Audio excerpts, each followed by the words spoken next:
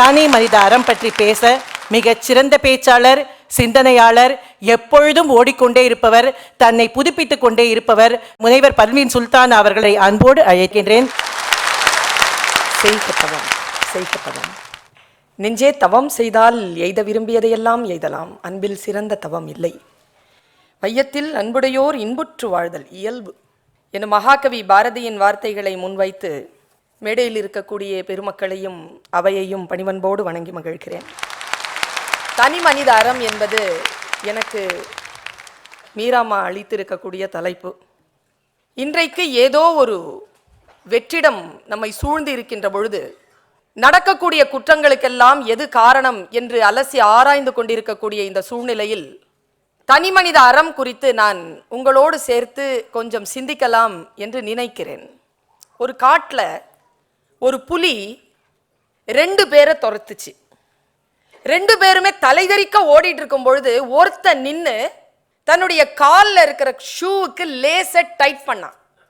அப்போ பக்கத்தில் ஓடிட்டு இருந்தவன் சொன்னா, டேய் புலி வருதுடா, ஓடுடா, நீ இப்படி நிற்காதடா, அவசரமா போகணும்டா, நம்ம வான்னா.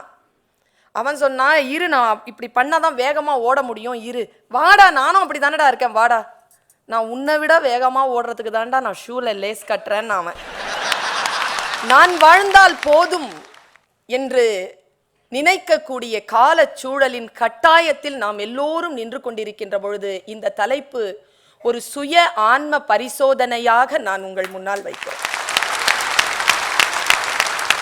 நான் 2 வீலர் ஓட்டுவேங்க, ரொம்ப வேகமாக ஓட்டுவேன். 20 நிமிஷம் தான் இருக்கும் வீட்டில் இருந்து கிளம்புறதுக்கு, காலேஜுக்கு போகணும்.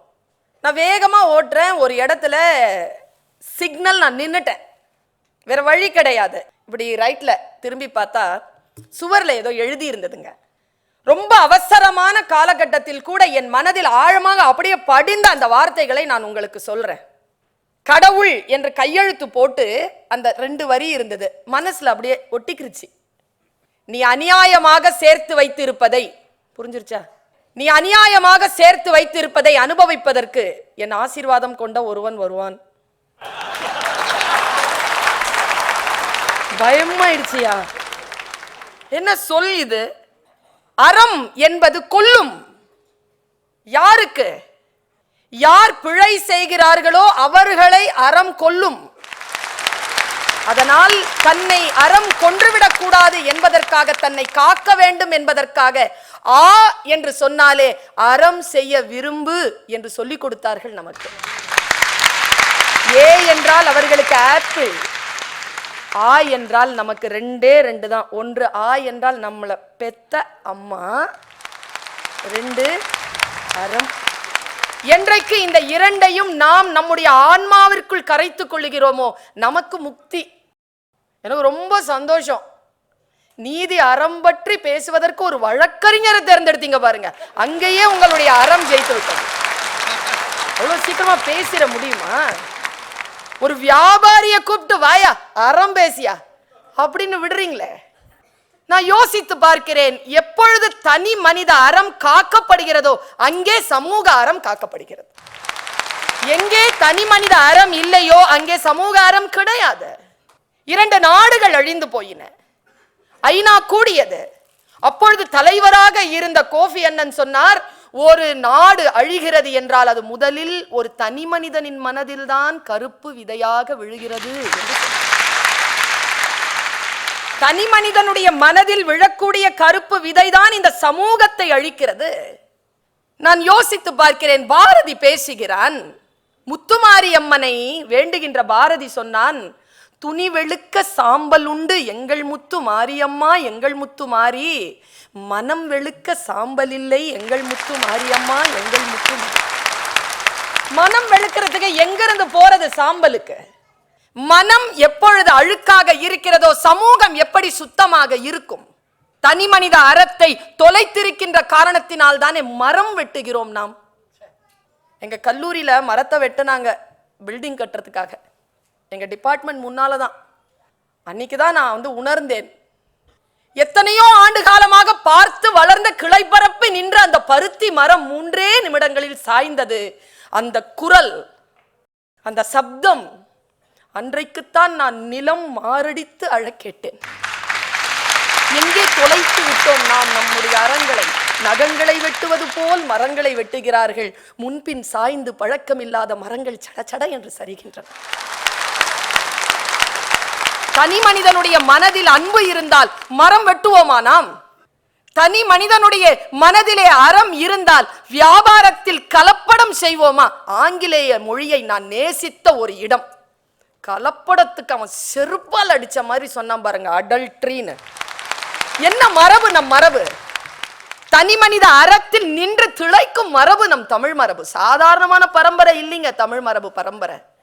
சித்த வைத்தியத்துல அவுல இடிக்கும் போது கீழே குறிப்பு எடுத்து படிச்சு பாருங்க. உலக்கையில் இருந்து நீங்கள் இரும்பு பூனை நகற்றி விடுங்கள், நீங்கள் இடிக்கின்ற பொழுது அந்த அவுல் காயப்பட்டு விடக்கூடாது என்று எழுதப்பட்டு இருக்கும். அப்படிப்பட்டவர்கள் நாம். நம்முடைய அறத்தை நாம் தொலைத்து நிற்கிறோம். ஊழலை பத்தி ஐயா சொன்னார். எந்த துறையில் ஊழல் இருக்கவே கூடாதோ அந்த துறையிலெல்லாம் ஊழல் இருக்கிறது. பட்டுக்கோட்டை கல்யாண சுந்தரம் தான் சொன்னார், குறுக்கு வழியில் வாழ்வை தேடிடும் குருட்டு உலகமடா, இவர் கொள்ளையடிப்பதில் வல்லமை காட்டிடும் திருட்டு உலகமடா. தம்பி தெரிந்து நடந்து கொள்ளடா, இதயம் திருந்த மருந்து சொல்லடா. முளையும் பயிரை விளையும் கொடியை வேருடன் அறுத்து விளையாடும் மனம் நொந்திடும் தோட்டக்காரனிடம் மிரட்டல் வார்த்தைகள் கூறும் பல வரட்டு கீதங்கள் பாடும் விதவிதமான பொய்களை சொல்லி புரட்டும் உலகமடா. தம்பி தெரிந்து நடந்து கொள்ளடா, இதயம் திருந்த மருந்து சொல்லடா. இழந்து இருக்கிறோம் நாம், அறத்தை இழந்து இருக்கிறோம். அதனால் தான் நமக்கு இத்தகைய இழிவு வந்து சேர்ந்திருக்கிறது. எங்க ஒரு பொண்ணு ஒரு பையனை காதலிக்கிறா, காதல் புனிதமானது தானே, என்ன தப்பு? அதை இவ்வளவு அசிங்கப்படுத்துறாங்களே. தாயும் தந்தையும் சேரக்கூடிய அதை புனிதமான தாம்பத்தியம் என்றுதானே சொல்லி பழக்கம் நமக்கு. காதல் தவறு அல்ல. அதை இன்றைக்கு எப்படி சொல்லிக் கொண்டிருக்கிறார்கள் திரைப்படங்களில். ஒரு காலத்தில் நான் சிறியவளாக இருக்கின்ற பொழுது படம் பார்க்கின்ற பொழுது அப்படியே எம்ஜிஆர் அப்படியே நடந்து போவார். ஒரு அழகான பாட்டு, உன்னை நான் சந்தித்தேன் நீ ஆயிரத்தில் ஒருவன், அந்த அம்மா பாடிக்கிட்டே வருவாங்க. கடைசியா அந்த அம்மாவுக்கு ரொம்ப ஆசையின் உச்சத்தில் போய் ஒரே சொல் தாங்க சொல்லுவாங்க, ஒரு பெண் தன் காதலை இந்த சொல்லை கடந்து வேறு எப்படியும் சொல்லிவிட முடியாது என்று கண்ணதாசன் எழுதினான். மன்னவா, உன்னை நான் மாலையிட்டால் மகிழ்வேன். இங்க நிக்குதுங்க அறம், இங்க இருக்குது அறம். காதலை கூட திருமணம் என்கின்ற நிலைக்கு உயர்த்தி அதில் நான் சேர்ந்து உன்னோடு வாழ விரும்புகிறேன் என்ற சொல்லிலே அவள் தன்னுடைய முழுமையை சொல்லி நிறுத்திட்டாளே. இன்னைக்கு எந்த பாட்டையாவது நாம் உச்சரித்து விட முடியுமா? அறம் நின்று கொல்லும். ரொம்ப மனசுக்கு கஷ்டத்துல நான் சொல்றேன். ஐயா சொன்னார், அந்த தனி மனிதாரம் எங்க தெரியுமா அங்க போச்சு. நான் யோசிச்சு பாக்குறேங்க. நான் கிராமத்தில் இருக்கின்ற பொழுது அந்த சின்ன பிள்ளையா சுத்திட்டு இருக்கும்போது ஒரு 5000 குடும்பங்கள் இருக்கக்கூடிய ஒரு சின்ன டவுனா இருந்தாலும் அங்க ஒரு சோடா ஃபேக்டரி இருந்து ஒரு சோடாக்காரன் இருப்பாங்க. எங்கங்க அவன்லாம் காணாம போக்கிட்டோமே. Tiger economy வந்துருச்சே. இப்படி நான் யோசிச்சு இருக்கிறேன். ஏதோ ஒரு ஜியோகிராஃபி சேனல்ல போய் போட்டு பார்த்துக்கிட்டு இருக்கிறேன். அதுல வந்து ஒரு விலங்கினம் பற்றி ஒரு செய்தி வந்துச்சு. கமெண்ட்ரி பண்றவன் சொல்றான், சிங்கம் ராஜா ஏன் புலி ராஜா இல்ல தெரியுமா? 2 பேருக்கும் ஒரே வித்தியாசம் தான். நாங்க இன்னும் கேட்டா சிங்கத்தை விட புலி இன்னும் கொஞ்சம் சுத்தமாகவும் இருக்கும், அழகாகவும் இருக்கும், நடக்கிறது அதெல்லாம் ரொம்ப சரியா இருக்கும்.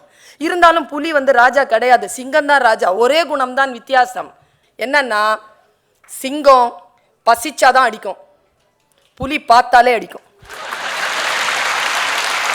இன்னைக்கு பசி இருக்கோ இல்லையோ, யார பார்த்தாலும் அடிச்சிடணும், யார பார்த்தாலும் அழிச்சிடணும், நான் மட்டும் வாழணும் என்கின்ற அறம் இருக்கின்ற இடத்திலே, அந்த இடத்திலே அறமற்ற சூழ்நிலை நிகழ்கின்ற பொழுது நீங்கள் எப்படி இந்த சமூகத்தை உய்வித்து விட முடியும் என்று நான் கேட்கிறேன். நான் ஒரு அயல் நாட்டுக்கு போயிருந்தேன். அந்த அயல் நாட்டில் ஒரு மியூசியம்ங்க.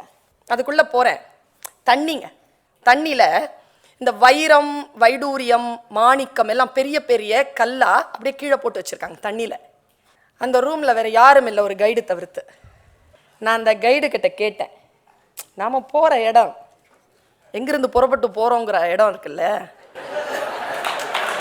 நான் போய் கேட்டேன், இந்த தண்ணியில கரண்ட் இருக்கா?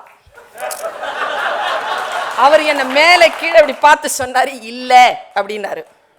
கேமரா ஏதாவது வச்சிருக்கான்னு கேட்டார். இல்லைன்னாரு. அப்போ நான் சொன்னேன், எப்படியா கேமராவும் இல்லை, தண்ணிலையும் கரண்ட் இல்லை, அப்படியே திறந்த மணிக்கு இவ்வளோ விலை உயர்ந்த பொருட்கள்லாம் போட்டு வச்சிருக்கீங்களே, உங்களுக்கு பயமா இல்லையா? எதுக்குன்னு கேட்டார். இல்லை யாராவது எடுத்துக்குவாங்களோன்னு பயமா இல்லையான்னு கேட்டுட்டேங்க. அவர் சொன்ன பதில், மேடம் இது எங்கள் தலைமுறைக்கு எங்கள் வளத்தை காட்டுவதற்காக நாங்கள் வைத்திருக்கிறோம், அதை நாங்கள் திருடுவதில்லை. எங்கள் தலைமுறைக்கான விஷயத்தை நாங்கள் திருடுவதில்லை. இது ஒரு சிறிய நாட்டில் இருக்கக்கூடிய ஒரு கைடு சொன்னது. இன்றைக்கு நாம் எல்லாவற்றையும் தீட்டுப்படுத்தி விட்டோமே. பஞ்சபூதங்கள் இல்லையே, நெருப்பு மட்டும்தான் விட்டு வச்சிருந்தோம் நினைச்சோம், கும்பகோணத்துல அதையும் தீட்டுப்படுத்திட்டோம். எதை விட்டு வைத்திருக்கிறோம் நாம்? என்ன தனி மனித அறம் இருக்கிறது? நான் ஒண்ணு கேட்கிறேங்க, நம்ம எல்லாருக்குமே ஆசை இருக்கு, தகுதி இருக்கா? அந்த தகுதியை வளர்த்துக்கணும் இல்லையா? மீராமா சொன்னாங்களே, கூட்டிட்டு போய் அந்த 10 கவரை திருப்பி கொடுத்து மன்னிப்பு கேட்டா அன்னைக்கு நைட்ல பட்னியோட கடந்தா பாருங்க ஒரு அம்மா. என்னங்க இதுதானேங்க. நான் ஒண்ணு சொல்றேங்க, இன்னைக்கு மன வருத்தத்தோட சென்னையில், மீராமா, சென்னையில் சிட்டுக்குருவிகள் வருவதில்லை. ஏன் தெரியுமா? என்ன அறம் தெரியுமா? இல்ல, முதியவர்களும் முற்றங்களும் இல்லாத வீடுகளுக்கு சிட்டுக்குருவிகள் வருவதில்லை. ராப்பிச்சக்காரங்க வருவாங்க முதல்லலாம், இப்பெல்லாம் வர்றதில்லை. யாரோ ஒருத்தங்க தான் சொன்னாங்க, மேடையில் தான் யாரோ சொன்னது கேட்டேன், என்னைக்கு நம்ம வீட்டில் ஃப்ரிட்ஜ் வந்ததோ அன்னைக்கே ராப்பிச்சக்காரன் வர்றதில்லை. அறம் தொலைந்து விட்டதுங்க. ராத்திரியில யாராவது பசித்து வருவார்கள் என்று ஒரு பிடி சோறு அன்னம் எடுத்து போட்டு அதில் தண்ணீர் ஊற்றிய பழக்கம் இருக்கா இன்னைக்கு? இன்னைக்கு விருந்து ஓம்புதல் தான் இல் அறம் என்று சொல்லுகின்றோமே, அந்த விருந்து ஓம்புதல் இருக்கிறதா இன்றைக்கு? இல்லையே. எங்க பாட்டி ராத்திரியில வரக்கூடிய அந்த பசித்த அந்த ஏழைக்கு சாப்பாடு இருந்தா கொடுப்பாங்க, சாப்பாடு இல்லைன்னா அரிசி கொடுப்பாங்க. நான் எப்பவுமே பார்த்துருக்கேன். ஒரு நாள் என்ன ஆயிடுச்சு, அரிசியும் வீட்டில் வந்து பரக்கத்தா இருந்ததுன்னு போனாங்க.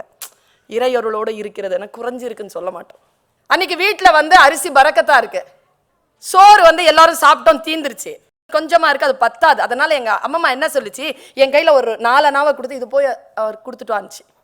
என்ன கொடுத்துட்டு வந்துட்டு கேட்டேன், ஏன் இவ்வளோ நாளாக நீ தானே போட்ட, சோறோ நீ தான் போடுற, அரிசியோ நீ தான் போடுற, இந்த காசு மட்டும் எனக்கு கொடுத்து அனுப்புறேன், நீயும் போட வேண்டியது தானே என்ன?